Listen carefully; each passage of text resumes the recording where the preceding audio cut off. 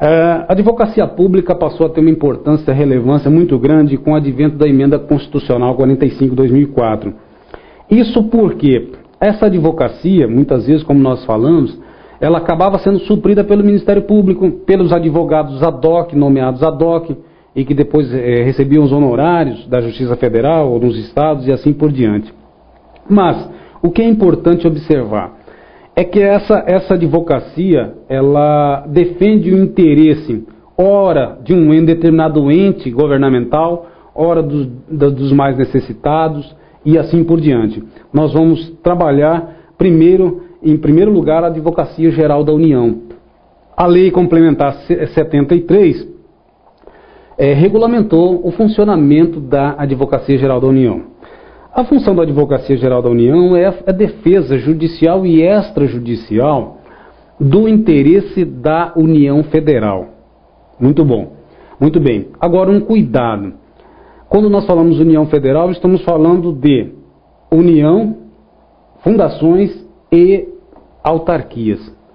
Então, a Advocacia Geral da União está responsável pela defesa da União Federal, da administração indireta apenas das autarquias e fundações.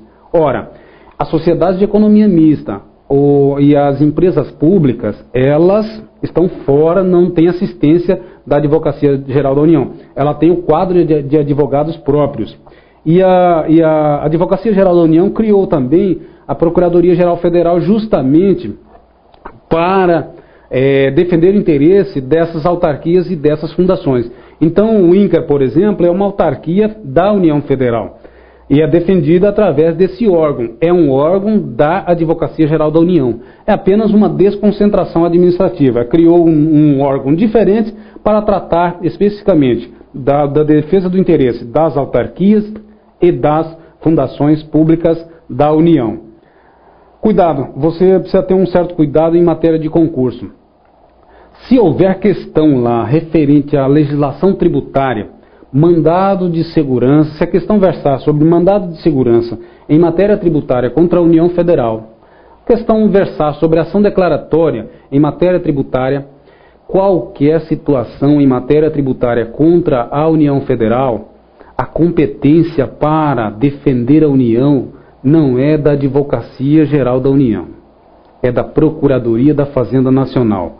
Agora, importante observar, e isso estou falando para concurso. Estruturalmente, são a mesma coisa, é um único órgão. Mas, de repente, o seu examinador vai pegar você nesse ponto. Vai justamente indagar sobre a competência da questão tributária, da defesa da questão tributária contra a União Federal, as ações propostas contra a União Federal. Não é da Advocacia Geral da União. É um quadro específico dos procuradores da Fazenda Nacional. Isso é importante.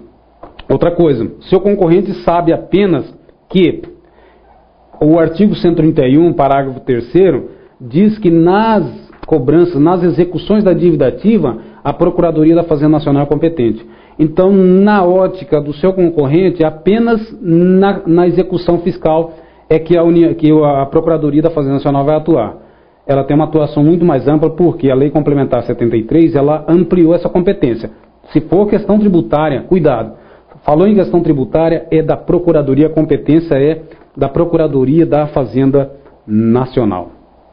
Jurisprudência, para concurso. O advogado-geral da União não tem status de ministro, portanto, nos crimes comuns de responsabilidade não tem foro privilegiado no STF. Na academia, na faculdade, existe uma grande possibilidade do aluno fazer um paralelo entre procurador-geral de um lado e advogado-geral da União de outro. Se fizer isso, você vai cair no concurso. Você não vai ter sucesso em concurso público. porque o advogado-geral da União não goza das mesmas prerrogativas do Procurador-Geral da República.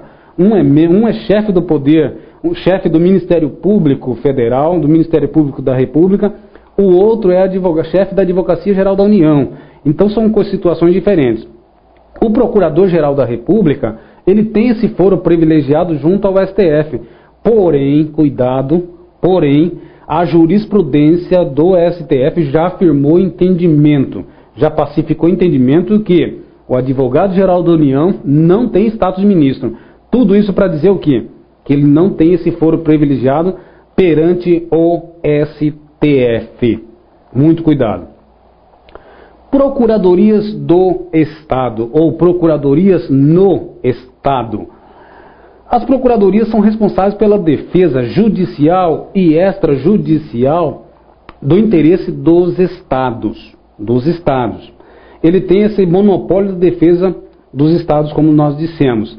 E o importante, nos estados, vai variar de estado para estado, mas em regra, nos estados, as autarquias e as fundações acabam tendo seus advogados dos quadros próprios. Você vai precisar, caso você esteja fazendo concurso para procurador de estado, precisa analisar o regimento interno, o estatuto lá da Procuradoria Geral do Estado para verificar as atribuições do seu estado, da procuradoria que o estado onde você vai estar concorrendo. Isso varia de cada caso, correto? Agora nós vamos falar da Defensoria Pública, essa que é o órgão, por excelência, defensor dos fracos, dos oprimidos, das pessoas carentes e assim por diante. A Emenda Constitucional 45 obrigou a criação das defensorias no Estado. Agora, mais do que isso, ela deu autonomia funcional e administrativa. Essa autonomia funcional e administrativa vai fazer com que você estranhe, por exemplo, o defensor público ingressar com ação contra o Estado. Ora, o Estado remunera o defensor público e ele vai ingressar com ação contra o Estado. É exatamente isso. A partir da Constituição, da Emenda Constitucional 45 de 2004, essa autonomia foi dada justamente para dar essa independência para o defensor público. Ele pode atuar na defesa da pessoa carente até mesmo contra o Estado, ingressando com ação civil pública, mandado de segurança e assim por diante contra as autoridades estatais. Muito bem. Na União Federal, nós temos a Lei Complementar 80 que organizou a Defensoria Pública da União. Como a competência é concorrente, significa dizer que na competência concorrente a União legisla em matéria geral e os estados legislam de uma maneira mais restrita, a Lei Complementar número 80, no seu artigo 24, a Constituição Federal, no seu artigo 24, estabeleceu que a Lei Complementar 80 seria essa legislação que prescreveria normas gerais tanto para o Estado como para os municípios, como para a União Federal. Para concurso público, uma matéria que é extremamente relevante, é extremamente importante aí, e eu quero que você guarde, você concursando, você que está nos assistindo. Em alguns casos, nós falamos no início que a Defensoria Pública defende os carentes, as pessoas necessitadas. Em alguns casos, pela falta de critério, pela falta de visão de futuro do próprio legislador, criou-se uma anomalia dentro da própria Defensoria. Vamos dar um exemplo. Se um milionário é citado por edital ou citado por hora certa, porque foge ao mandado de citação, se ele não constituir advogado, quando ele for chamado a oferecer defesa, o Estado vai ser obrigado a oferecer um curador especial. E esse curador especial, por ser função essencial da Defensoria Pública, vai ter que ser um defensor público. Então, nessa situação, um defensor público vai defender um milionário, vai defender uma pessoa de posse, vai defender uma empresa de grande porte. É uma situação anômala, mas que existe e que pode, de repente, confundir você em concurso, porque todo o seu concorrente está habituado a entender, está habituado a ouvir, que a função da Defensoria Pública é a defesa do necessitado, e é realmente por excelência. Agora, existe essa questão da curadoria especial, que é a função da defensoria, e que numa situação como essa, que o réu é citado por edital ou por hora certa, ele vai ter necessidade de um curador especial. E esse